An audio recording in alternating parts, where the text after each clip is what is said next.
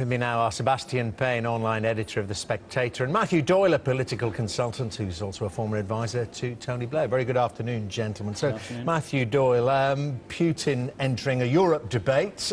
Is this an attempt by Nick Clegg to win this round?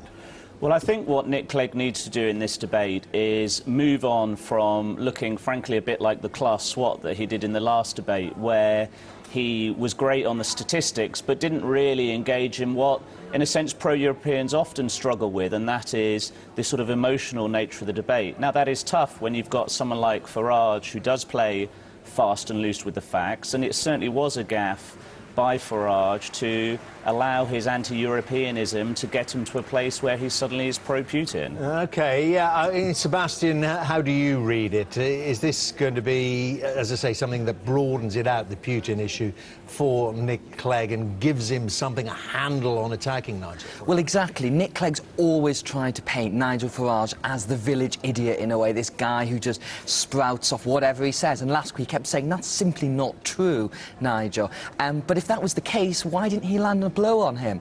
But now he's got an opportunity. He's really going to try and push for that, just to show that he is the idiot who's just the pub ball, just says whatever he thinks, doesn't have any grounding in facts. But as Matthew said, they're going to try and add some emotion into it. Nick Clegg's people are saying it tonight. It's going to be less facts, more passion. So it'll be interesting to see how it plays out. Yeah, interesting to see how it plays out and whether Nick Clegg can fight back. What do you think, any lasting effects from this, Matthew? Do you think both of them will kind of benefit just from the visibility? Yeah, I think for both of them there is an objective beyond debating the politics of the European Union.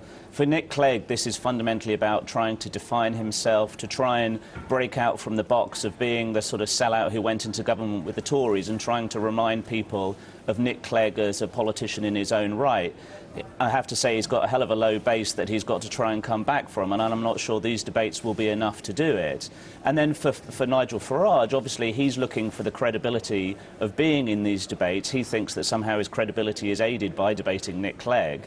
But the reality is, it's interesting to note that for all of the extra publicity that UKIP has been getting recently, Nigel Farage's poll ratings haven't really been going up proportionately.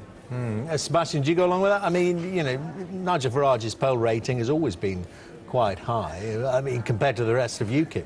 Exactly, and the thing is that UKIP are still in first place to win the European elections, and that's what this is about. It's not really about changing anyone's opinion about the European Union. It's about saying, look, for Nigel, if you like what you say, come and vote for me. And for Nick Clegg, Matt said, hello, I'm still here, please try and vote for me as well. So this is really just about getting the vote out for the European election. I don't think it really will have any lasting impact on the debate. That's going to come at the general election, and of course the referendum, which is on the cards hopefully for 7 Well, stay with you, Sebastian. Matthew will come in on this as well. Does it have any implications, these debates, for what's hoped will occur again, those leaders' debates before the general election in 2015? Does it enhance Nigel Farage's case for taking part in them? Ofcom have said, you know, that UKIP are a major party now, and the fact that Nigel Farage has appeared on a stage with Nick Clegg, the Deputy Prime Minister, huge credibility bump for him. And, you know, he's been on Question Time on television a lot, but this is something quite new, it's serious, and I think the public will expect to see him in some form in 2015. I mean, Matthew Doyle, no MPs, of course, that's the point.